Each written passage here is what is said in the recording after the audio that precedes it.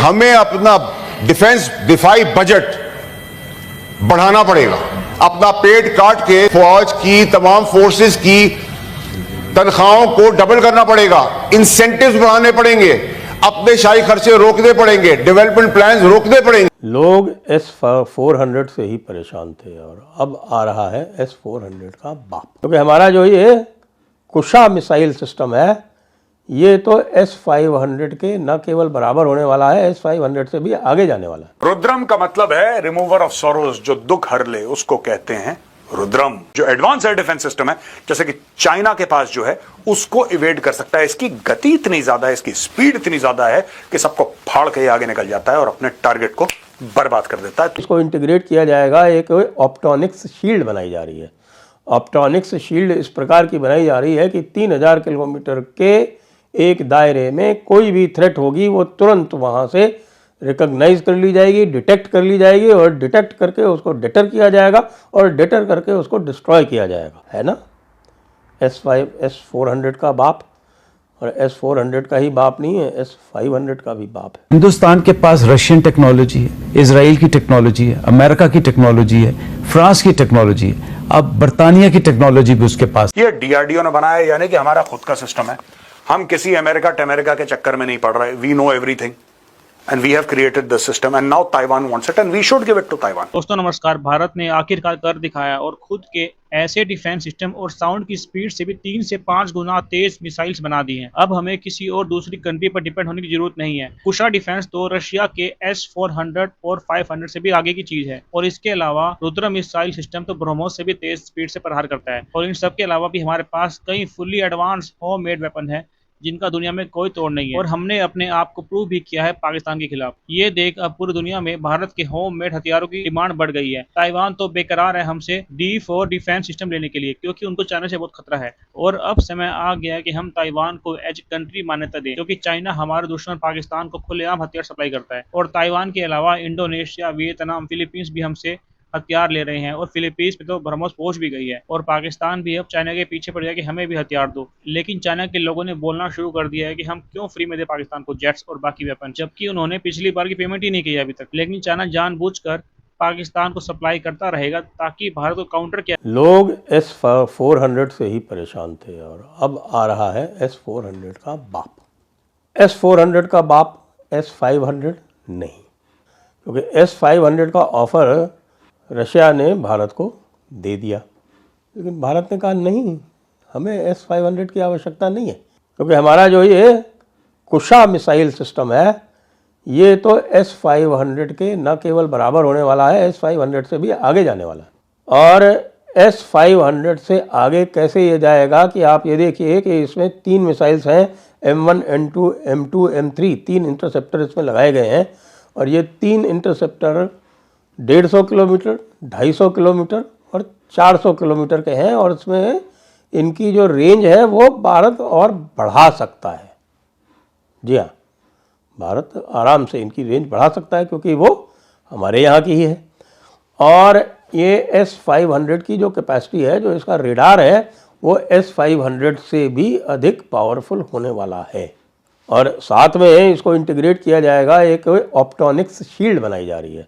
ऑप्टोनिक्स shield इस प्रकार की बनाई जा रही है कि 3000 किलोमीटर के एक दायरे में कोई भी थ्रेट होगी वो तुरंत वहाँ से रिकॉग्नाइज कर ली जाएगी, डिटेक्ट कर ली जाएगी और डिटेक्ट करके उसको डेटर किया जाएगा और डेटर करके उसको डिस्ट्रॉय किया जाएगा। ये टेक्नोलॉजी इस कुशा मिसाइल सिस्टम के साथ में ये इंटीग्रेट की जा रही है ना।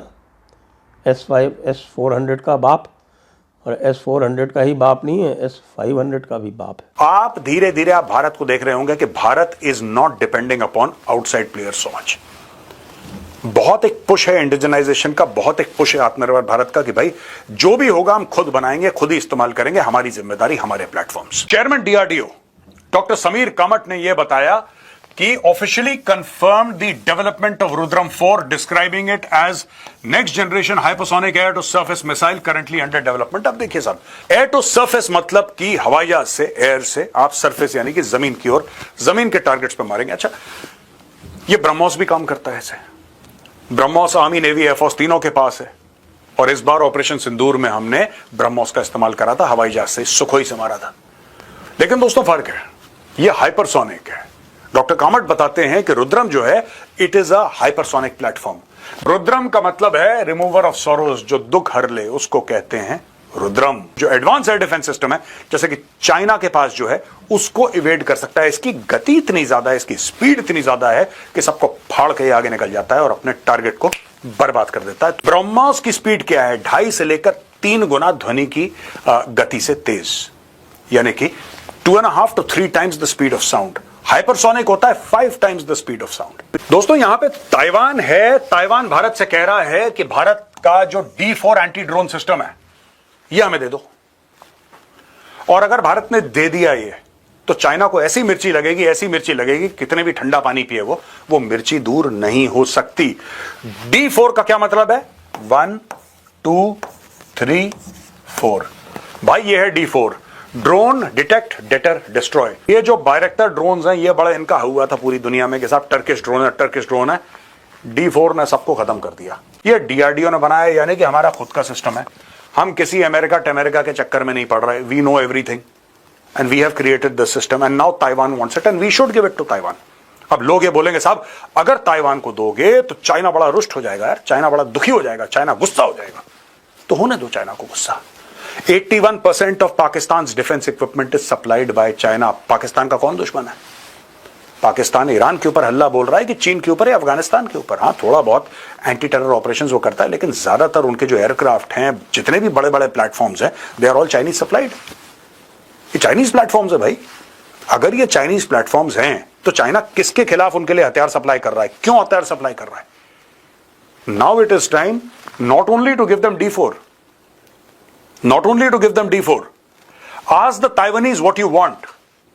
ताइवानीज को यह बोलना चाहिए कि आप D4 को छोड़ो, आप अपनी लिस्ट दो। आपको आकाश चाहिए, आपको आकाश NG चाहिए, आपको पिनाका चाहिए, आपको ब्रह्मोस चाहिए, आपको इंद्रजाल चाहिए, ठीक है, आपको नाग मिसाइल चाहिए, आपको चाहिए क्या? आप ये बताओ।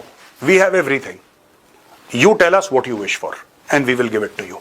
और अगर ताइवान ये कहता है कि नहीं, ये बहुत ज्यादा माल है और बहुत महंगा है, मैं तो ये कह रहा हूं कि 5 से लेकर 10 अरब का इनको डेफर्ड पेमेंट पे दे दो।